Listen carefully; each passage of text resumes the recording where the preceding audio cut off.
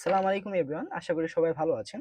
আজকে আমরা এসএসসি যারা ২৬, ২৭ বা ২৮ আছেন তাদের জন্য একটা গুরুত্বপূর্ণ রুলস চেঞ্জিং সেন্টেন্সের অ্যাসার্টিভ থেকে কিভাবে এক্সক্লেমেটরি করতে হয়, অর্থাৎ বর্ণনামূলক বাক্য থেকে কিভাবে বিস্ময়সূচক বাক্যে রূপান্তর করতে হয় সেই জিনিসটা আমরা নিয়ে আলোচনা করব। প্রথমে আমরা এখানে একটা স্ট্রাকচার দিয়েছি কি হোয়াট বা হাউ, যেটা এক্সক্লেমেটরি করতে গেলে লাগবে আমাদের হোয়াট বা হাউ বসাতে হবে, তারপর এ বা এন বসাতে হবে, তারপর ভেরি বা গ্রেট বা এরকমই কিছু অ্যাডভার্ব থাকলে সেগুলো বাদ দিতে হবে। এর পরের অংশ আমাদের লিখতে হবে এবং সাবজেক্ট লিখতে হবে, ভার্ব লিখতে হবে, এক্সক্লেমেশন মার্ক লিখতে হবে। আরেকটা জিনিস নোট করার বিষয় হলো এ বা এন থাকলে হোয়াট বসবে, কি জন্য হোয়াটের ভিতরে এ আছে মানে বোঝার জন্য। আর যদি এ বা এন না থাকে তাহলে হাউ বসবে। তো আমরা আমাদের রুলসটা বলে ফেললাম। এখন আমরা কিভাবে রিয়েল এক্সারসাইজের মাধ্যমে অর্থাৎ এক্সাম্পলের মাধ্যমে কিভাবে বিষয়টা আলোচনা করা যায় সেটা নিয়ে বিস্তারিত আলোচনা। সো চলুন আমরা কিছু এক্সাম্পলের মাধ্যমে দেখা যাক। সো আমরা বলেছি যদি কোনো আমাদের এক্সক্লেমেটরি করতে হলে প্রথমে আমাদের হোয়াট বা হাউ বসাতে হবে। সো এই বাক্যের ভিতরে আমরা কিভাবে হোয়াট বসাবো, কিভাবে হাউ বসাবো আমরা বলেছি যে যদি বাক্যের ভিতরে এ থাকে তাহলে কি বসাবো, হোয়াট বসাবো। তাহলে আমরা বাক্যে বসিয়ে ফেলি হোয়াট। তারপর আমরা বলেছি এ বা এন থাকলে ওইটা বসাবো, এ বা এন এ আছে, এবং ভেরি বা গ্রেট এই জাতীয় কোনো অ্যাডভার্ব থাকলে সেগুলো বাদ দিয়ে দিব। সো এই যে ভেরি জাতীয় একটা আছে, সো এটাকে আমরা বাদ দিয়ে দিব। এর পরের অংশ আমরা নিব। এর পরের অংশ কি আছে, বিউটিফুল প্লেস।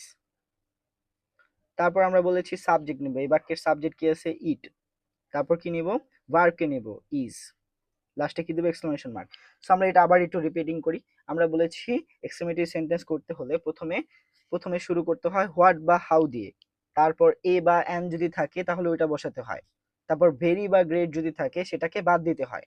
তারপর এই ভেরি বা গ্রেটের পরের অংশ যেটা থাকবে ওই অংশটাকে বসাতে হয়।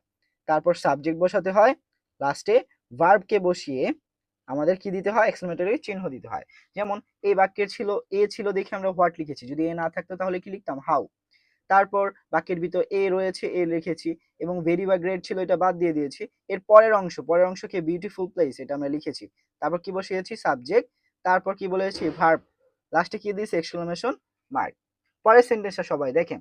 তাহলে এইটার উপর সেম রুলস দেখেন। এখানে আমাদের এ বা এন নাই, কি আছে, এ বা এন যদি না থাকে আমরা বলেছি এ থাকলে, এ বা এন যদি থাকে তখনই আমরা জাস্ট কি লিখবো, হোয়াট লিখবো। আর যদি এ বা এন না থাকে তাহলে কাজ কি দিয়ে শুরু করব, হাউ ধরা শুরু করব। তাহলে হাউ ধরা শুরু করব।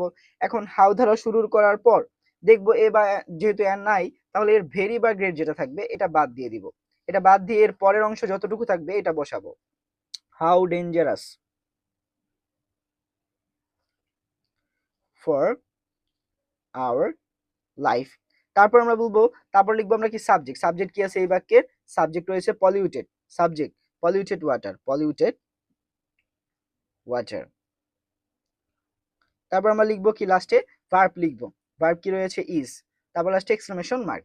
এখন সেম এই সেন্টেন্সটা দেখ, কি রয়েছে, এ রয়েছে, কি রয়েছে, এ। সো এ থাকলে আমরা কি লিখবো, হোয়াট। কি লিখবো, হোয়াট।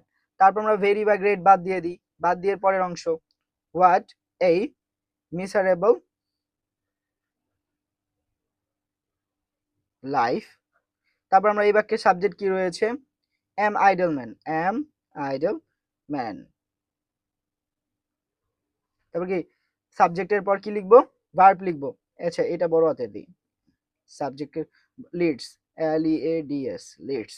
লাস্টে কি দেবো, এক্সক্লেমেশন মার্ক। একটা জিনিস মনে রাখবে, সাবজেক্টের যদি এ থাকে ওইটা থাকলেই যে আমরা হোয়াট দিব এটা কথা না। আমাদের দেখবো অ্যাডভার্ব যেটা থাকবে ওইটার আগে এ আছে নাকি। ঠিক আছে, অ্যাডভার্ব কোনটা, যেমন ভেরি, গ্রেট এরকমের কিছু আছে, যেমন আপনার মাচ, মোস্ট এরকমের কিছু অ্যাডভার্ব যদি থাকে সো ওই ক্ষেত্রে আমরা কি এর জায়গায় কি দিব, হোয়াট দিব। সো আর বাকি ক্ষেত্রে হাও ধরা শুরু করব।